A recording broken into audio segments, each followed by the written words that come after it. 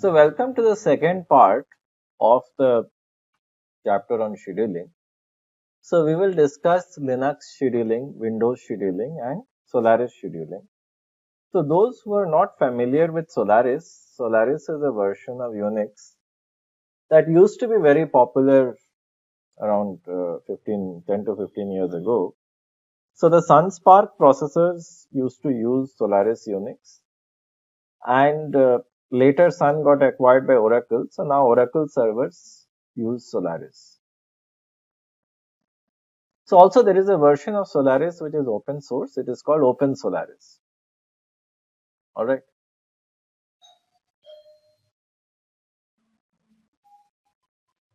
So prior to kernel version 2.5, Linux was using the standard Unix scheduling algorithm.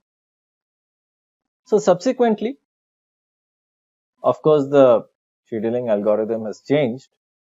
Right. So currently we are in kernel version 5 plus. Right.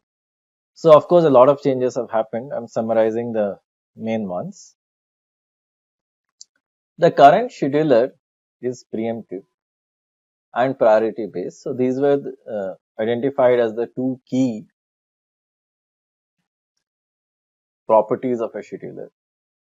Furthermore, there are two priority ranges. So we will define the number, the actual priority, as well as the priority value. So there are two kinds of task time sharing which have higher priority values in the which means a lower actual priority, and real time which have lower numbers but a higher priority. So it's kind of reverse. So the real time ranges, the priority numbers vary from 0 to 99. So they clearly have a higher priority. And for normal tasks, which are also called time shared tasks, it actually varies from 100 to 139. 100 to 139, not 140. So we have a total number of 140 priority levels or these numbers, but higher the number, lower the priority. And the other thing is real time tasks take up the first 100 numbers, so they clearly have very high priority. And then come regular tasks. So regular tasks have a much lower priority.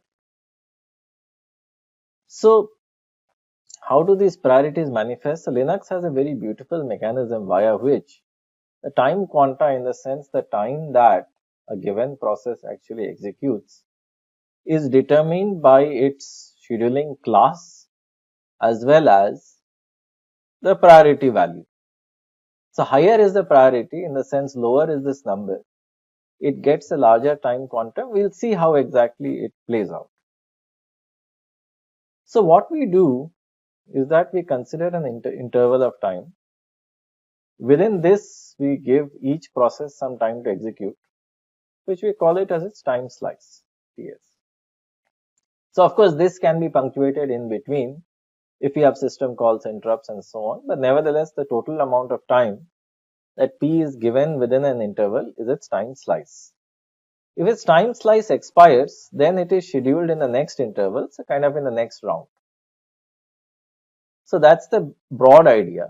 So as long as within the same round or interval a task is runnable, we say that it is active. Otherwise, we say that it has expired.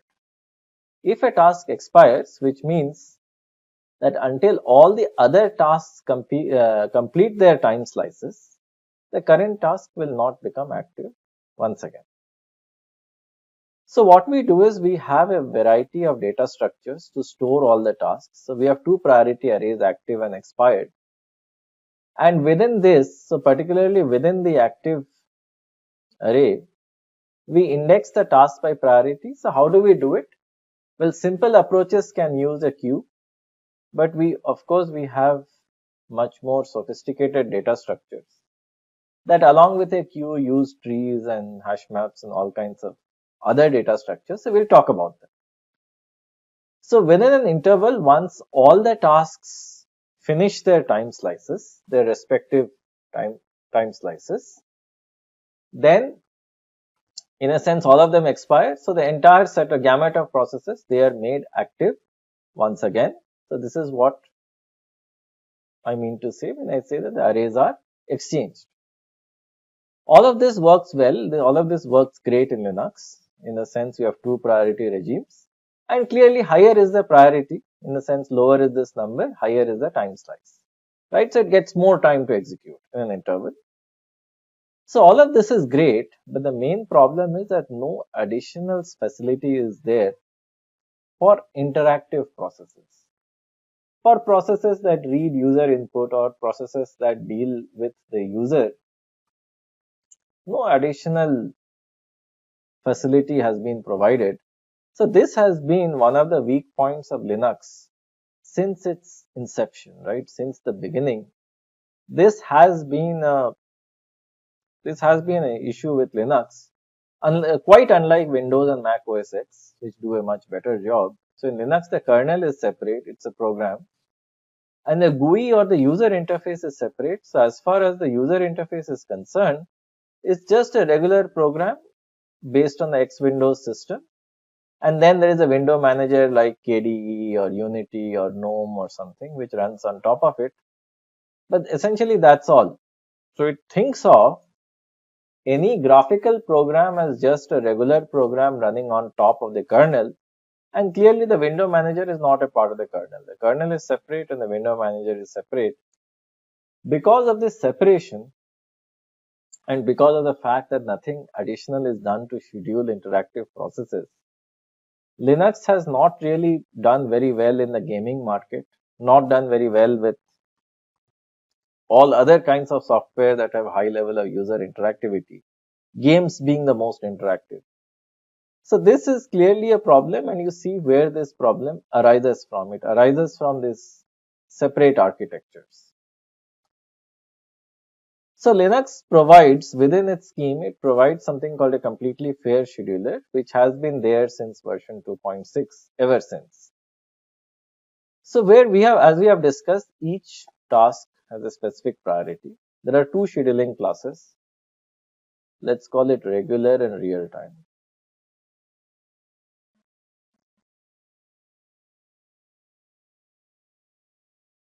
Alright. Within the scheduling class, we pick the highest priority task and we run it. Needless to say, the time quantum that is assigned to a task is essentially based on apportioning the CPU time between the tasks on the basis of their priority. In a sense, if we consider an interval, a high priority task gets more time, a low priority task gets less time. So CPU time is basically divided between the tasks depending upon their priority. So this is how they work for both normal as well as real time tasks. So the quantum is calculated based on, so now we are talking of regular user tasks.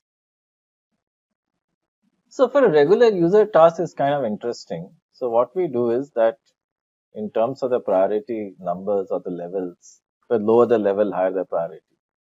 We first have from 0 to 99, which are our real time tasks.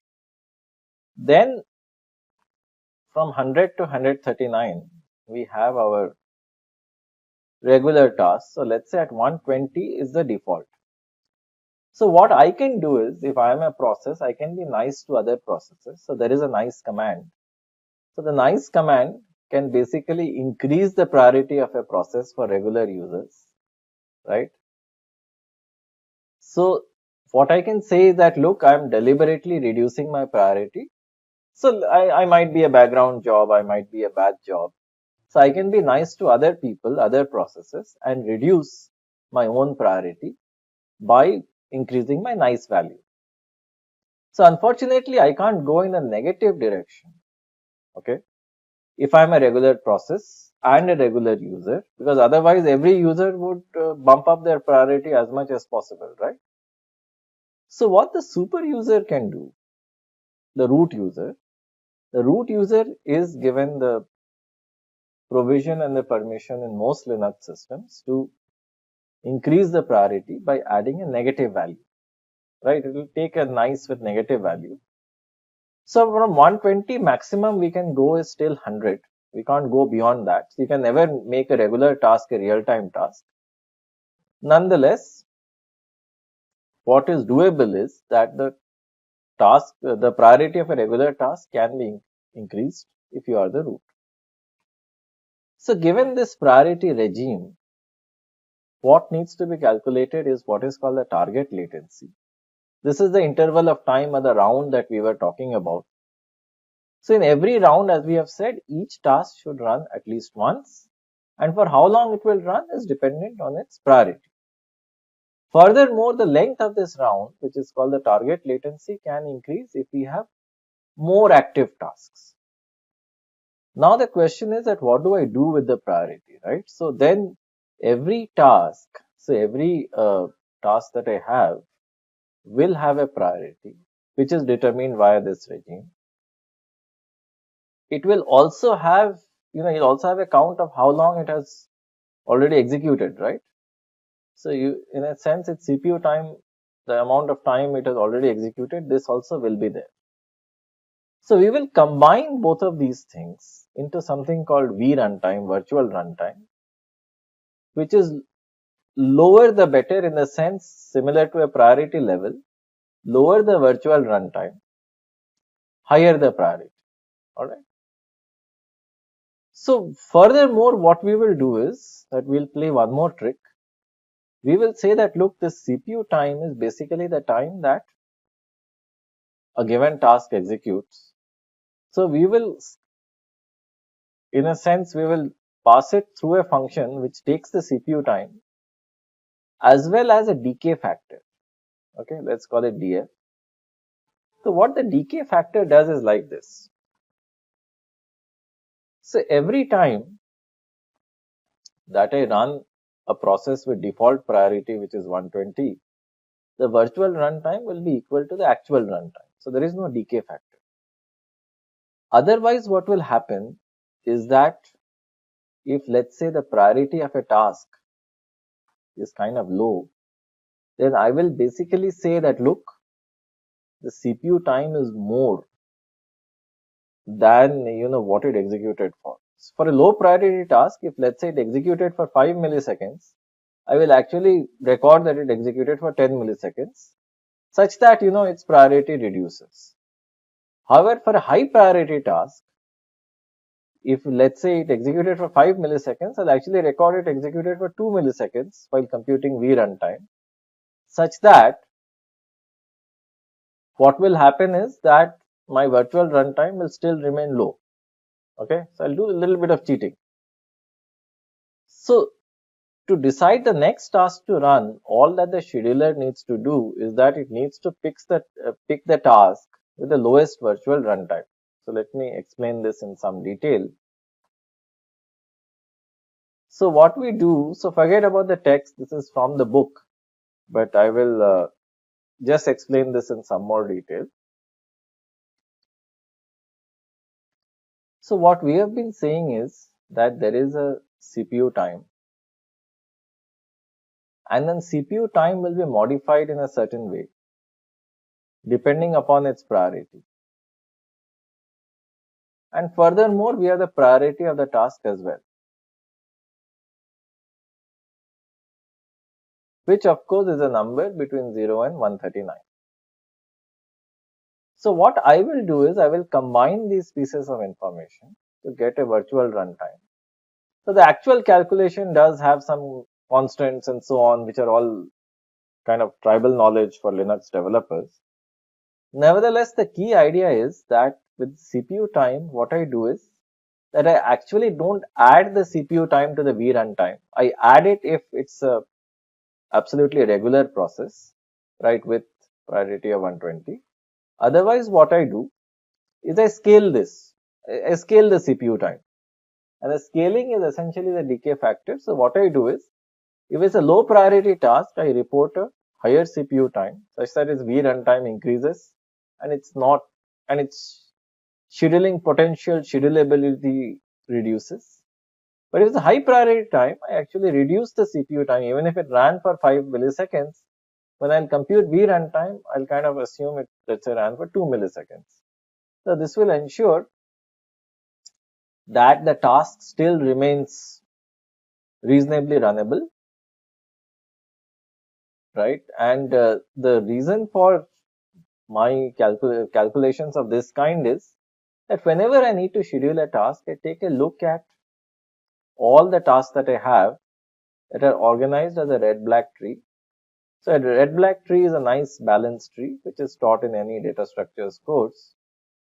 So in the red-black tree, I find that task which has the minimum V runtime, okay, which has the least V runtime, and that task is picked up for execution.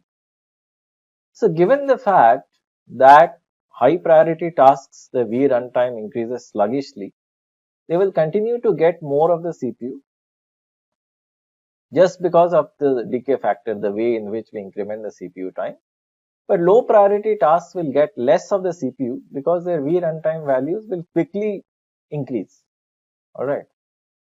And so then what Linux basically guarantees is that within every interval, which is also called the target latency, every single task which is runnable, that will get some time to run.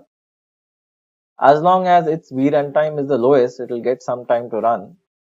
And the way that V runtime is calculated, the math is such that after that, after a certain amount of time elapses, it will not remain the minimum anymore. Other processes will have a minimum V runtime and they will start executing. Finally, once we have looked at all the processes, so in a sense they expire, right? And then all of them are active again. This is automatically ensured with this V runtime logic. Alright, nothing much needs to be done.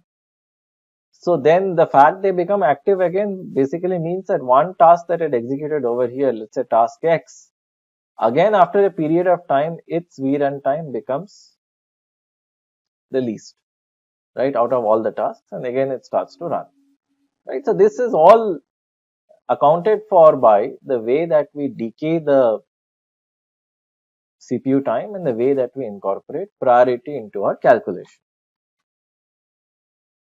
Alright, so the reason red-black tree is used is because finding the minimum is hard.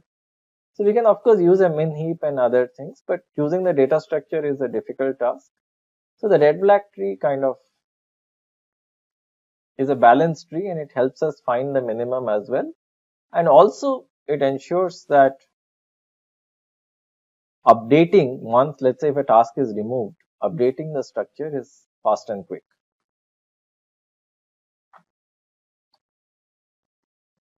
So what we have been discussing is that we have been discussing the same diagram of the first 100 priorities being real time and the subsequent being normal with 100 to 139. So nothing much.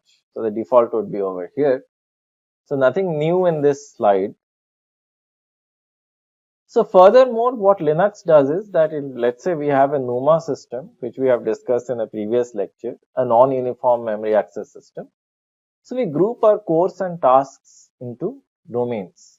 Alright. So then we can say that we can create a scheduling domain that contains a set of CPU cores. And we can say that a given set of tasks will kind of remain confined within this. This also is doable. Alright, so given the fact that we have seen Linux, which has this notion of the V runtime, notion of decay, and the notion of fair scheduling on the basis of the fact that V runtime will guarantee, because we are using the V runtime mechanism, virtual runtime mechanism, it will guarantee that within a scheduling interval called the target latency, every task will at least get one chance to run on the CPU for whatever time it is entitled to, subject to its priority. Windows, as you will see, at least in my limited opinion, it's slightly better designed for interactive tasks. So it also uses priority based preemptive scheduling. All schedulers do. Again, nothing new with this. The highest priority thread runs next. So this is Linux also did the same. Even V runtime, the one with the least V runtime was the highest priority thread that ran next. So the dispatcher, which actually dispatches the task, that also does scheduling. Nothing new with that. Linux also does that to a certain extent, right? So this is just a software engineering issue. So a thread keeps running until it blocks, until it has used its time slice, or it has been preempted by a higher priority thread. A new thread comes up. Same as Linux. Real-time threads can preempt non-real-time. So unlike the 140 level priority scheme of Linux, this is slightly better balanced in the sense what we have is that we have 32 priority levels. We have a variable class of priorities, which is level 1 to 15, and real-time class, which is 16 to 31. So in this case, higher the number, higher the priority. So variable class again is for regular processes, batch processes, background, and real time is for real time. The name is. So priority 0. So along with these, so this is 31, right? So we talked about 32 levels. So priority 0 is for a background memory management thread that does a lot of bookkeeping work for the kernel. So what Linux also does, something that I didn't mention, is that of course it maintains a tree. Some versions also speed up things by maintaining a queue for each priority level. But given that we have so many levels, how many queues would you maintain? Given that Windows just has 32 priority levels, it can get away with maintaining a queue for each priority level. And of course, if let's say in the entire system there is no runnable thread, you run what is called an idle thread. So the idle thread doesn't do anything, but nevertheless, for our bookkeeping purpose, the idle thread keeps the CPU idle. So Linux also has the same idea. It's called an idle process. So Windows has a different priority regime.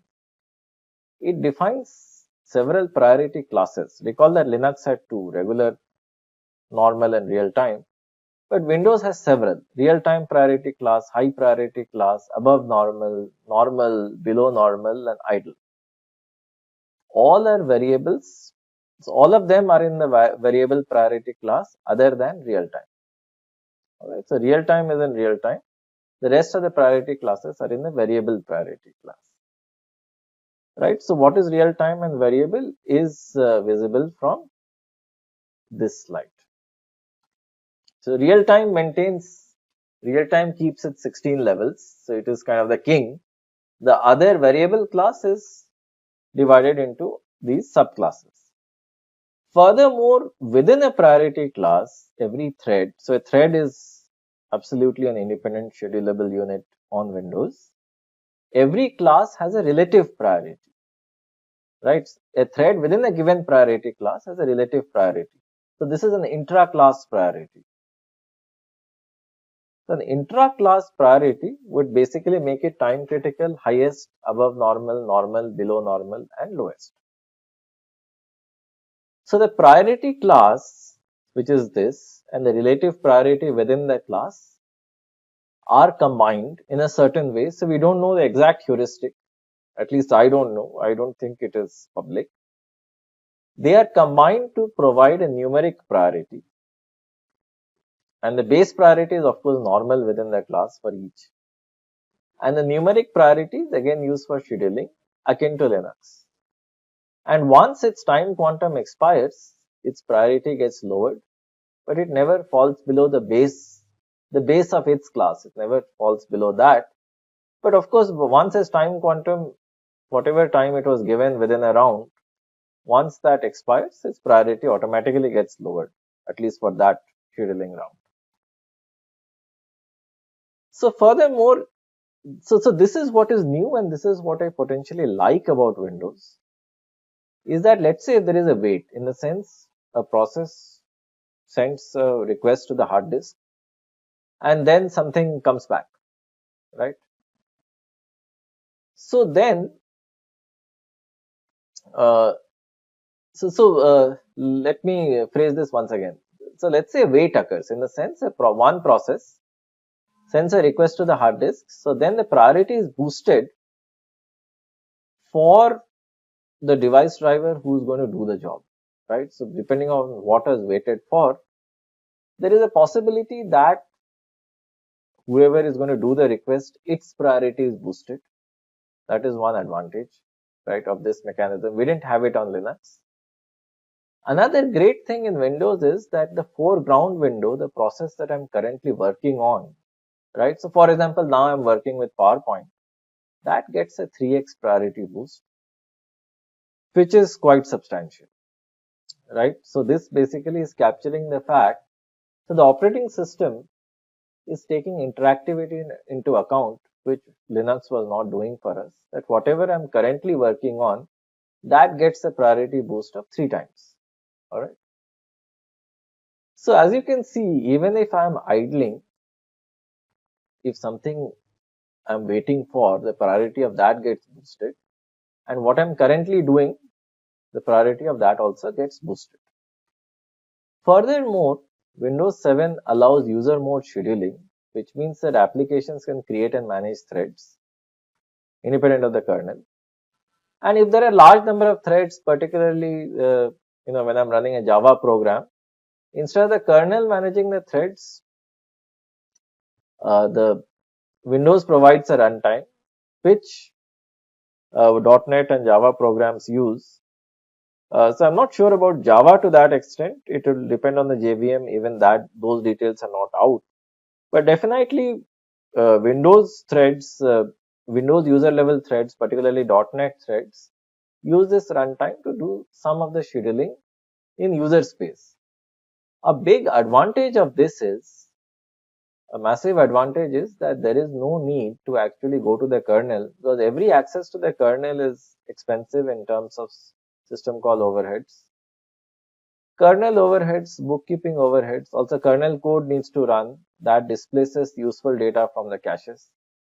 So that is why if you can do something in user space, best idea is to do it.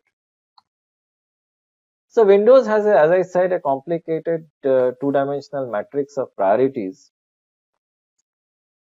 where the columns, as you can see, are the priority classes and the rows are the intra-class priority levels. So using this, you populate a table where for given any tuple, it will provide you the numeric value of the priority. Linux also has something to that extent. It is there in the code, but that also is quite complicated. Now let's come to Unix. Classical Unix like Solaris. So all versions of Unix are not the same, but we'll discuss Solaris. So the basic fact that it's preemptive and priority based, this remains the same. Again, Solaris has 6 classes: time sharing, interactive, real time, system, kernel processes, then 2 special classes, fixed priority and fair share. We'll discuss them.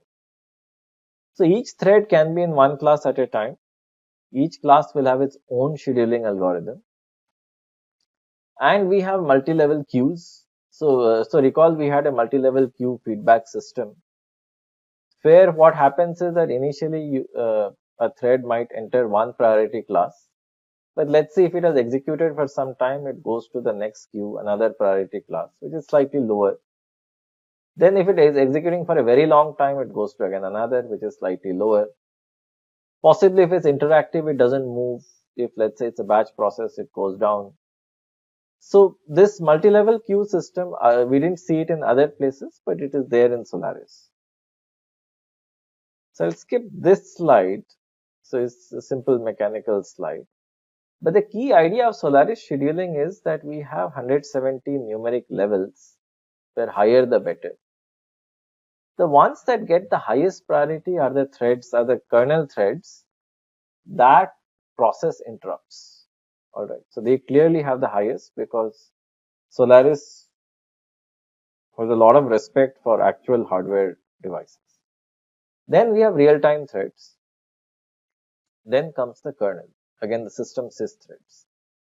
So what you can see is, unlike Linux and Windows, where actually user mode tasks did have a lot of respect, and user mode real-time tasks particularly, were given high priority. So Linux has system calls to set the priority of a task to real time. Most often it requires root privileges, but can be done.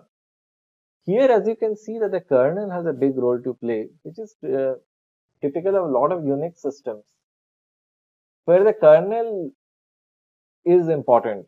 At least, let's say it's more important than, let's say, a kernel on a laptop or a desktop. That's just the way it's architected. Because of a lot of robustness and security requirements, the kernel needs to do more. It's kind of a historical legacy, and also in a more of a monolithic architecture. This is how it is. Among the regular threads, as you can see, fair share has the highest, then fixed priority. So fixed priority means the priority remains the same, it doesn't change, right? For others, some movement is possible. Then time shared would be a regular task, and finally interactive. So interactive is relegated to the lowest. So what is clear is that from the design, Solaris is basically targeted towards a server kind of environment. So the developers really don't expect that you'll be playing a game or something on Solaris. So unlike Windows, which did give a big boost to the current foreground process, you can see that Linux and Solaris actually do very little. In fact, discourage you from running interactive threads. So their main usage is to run as servers, as development environments, and so on. But user interactivity, which was one of the key priority of Windows, because Windows runs mostly on desktops and laptops, and nowadays on Surface, you can clearly see the difference in priorities. So for Linux, the clear priority was real time and providing a fair scheduling environment. For Solaris, it's clearly real time in the kernel, and then interactive tasks come absolutely at the end. So it completely depends on the targeted end user. So again, the basic idea is the same. You convert class specific priorities to a per thread priority, and the thread with the highest global priority runs next. This part is again common. A thread runs until it blocks, finishes its time slice, or preempted by a higher priority thread. And of course, if you have multiple threads of the same priority, then we select it via a round robin mechanism. So now that we have discussed Linux, Windows, and Solaris, and we have looked at the pros and cons, a question that does arise is that given a CPU, given an OS, how do we select a CPU scheduling algorithm, right? So of course, we should look at our target workloads, and then we should we should then run some simulations, see what we actually want, whether it's waiting time or total execution time, throughput, what exactly do we want. And then based on that, we make a decision, whether we want interactive tasks or non-interactive tasks. We make a decision and choose the best. So one important idea is that many of these schemes are also analyzed mathematically. So we use the notion of queuing theory, where let's say that if we look at the CPU, which is a service provider, we'll have a set of queues where jobs, let's call it tasks, will arrive. Tasks will have a certain arrival rate. Then they'll stay in the queue for some time. Then they will get serviced. And then again, there'll be a certain servicing rate of the CPU.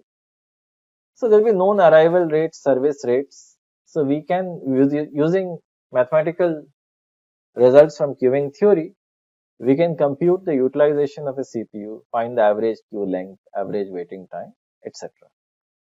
So queuing theory is broadly speaking used, and one of the most celebrated results of queuing theory is very simple, is the Little's law.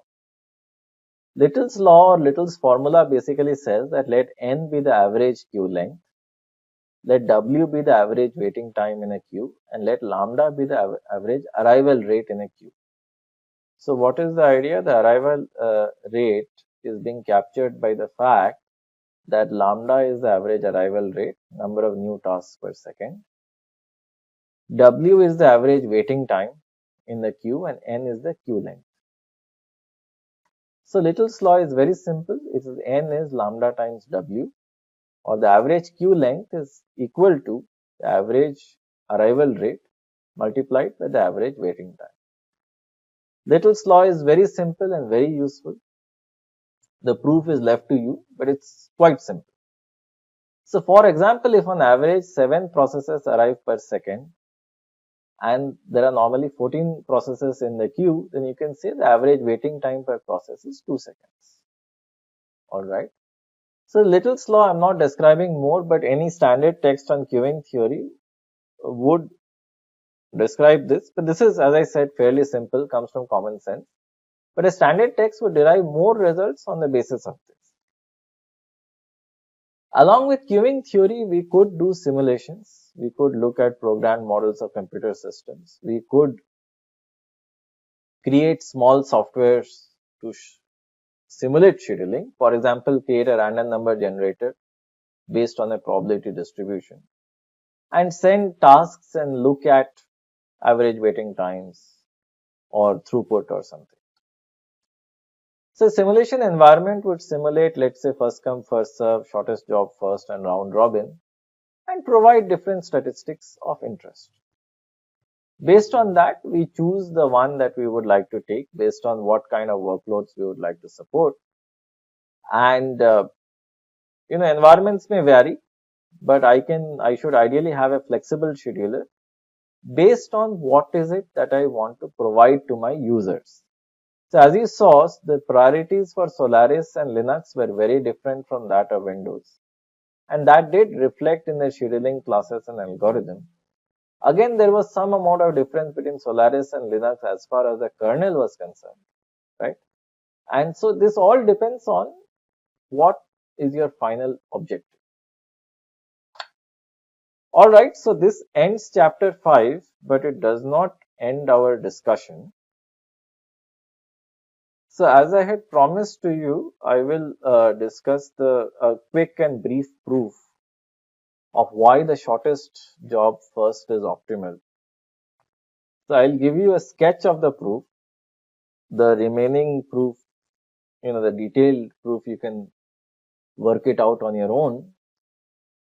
So the main, the statement of the theorem was that if let's say if all the jobs arrive at t equal to 0, and then I schedule the shortest job first, the second shortest, the third shortest, and so on, the waiting times are minimized. That's what I said. Alright, so let's say, so let's do one thing. Let us assume that, let's not assume anything. Let's look at two different arrangements of jobs. Alright. So let us look at one such arrangement over here and one such arrangement over here, where again I have the same jobs, but what I do is that the only difference between this and this is I swap. So I'll tell you what is the difference. Just let me finish drawing it. Okay. So what I'm basically doing is that let's say this is J1, J2, J3 and J4, and this is J1, J4, J2 and J3. So the difference is that J2,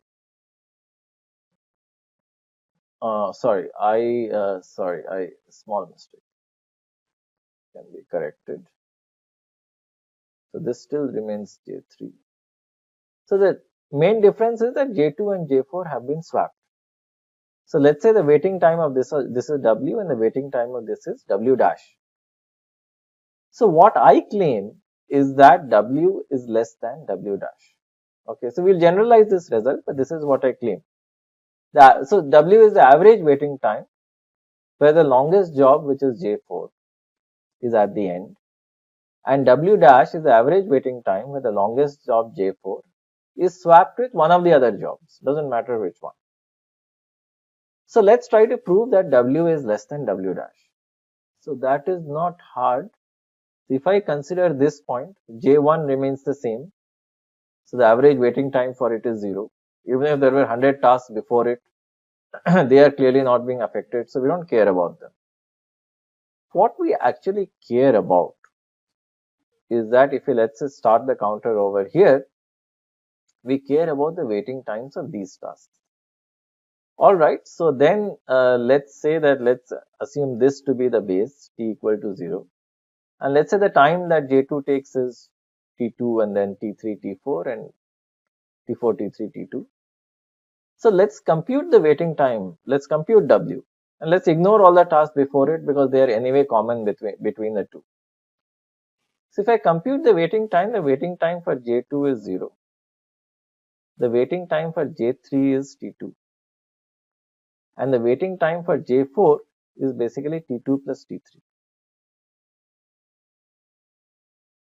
And of course, this is an average, but given that the number of tasks is the same, I can always go with the total. So this is 2 times T2 plus T3.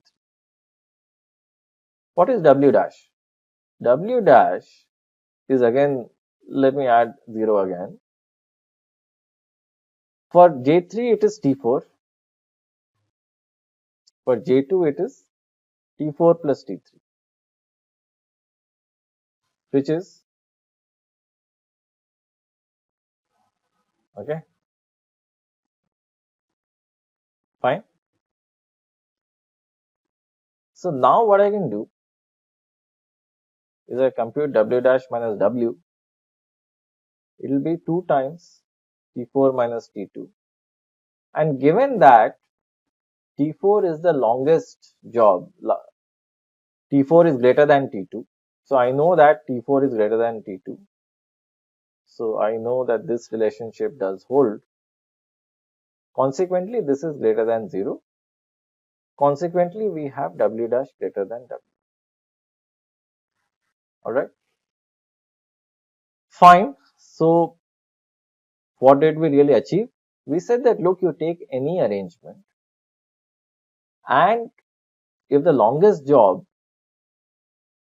is not at the end, I can always create a more optimal configuration by sending the longest job to the end. Alright. So then W will be less than W dash. No problem. Once this is at the end, the position of this is fixed. Then again what I can do is, so I can again generalize this to let's say n jobs, it doesn't matter. So at the end you have the longest job and let's call it Jn. Again for the remaining n minus 1, I have a smaller problem. I can solve it the same inductive logic would apply. That again let's say Jn minus 1 is the longest job in the first n minus 1 jobs. That needs to stay over here. Again, I have a smaller problem. Again, I use an inductive argument. And the same longest job needs to be over here, so on and so forth. And then till I come to the beginning. So if I now look at this sequence, sorry, the beginning would be J1. So let me erase and clear it. So if I now look at the sequence from here, what I would see is that I have the shortest job, then the second shortest, third shortest. Finally, I have the longest job. And this is exactly shortest job first scheduling, which in a sense is the most optimal arrangement that I can have, because if I have some other arrangement where let's say these jobs are out of place, I can always reduce the average waiting time by effecting a swap, as you just saw from here. Consequently, ultimately I'll end up with this arrangement where I cannot swap anything, and this is clearly the most optimal or the best. Alright, and as you can see, argument from mathematical induction applies. So now that we have finished chapter 5, we'll now discuss other synchronization aspects of single and multiprocessor systems.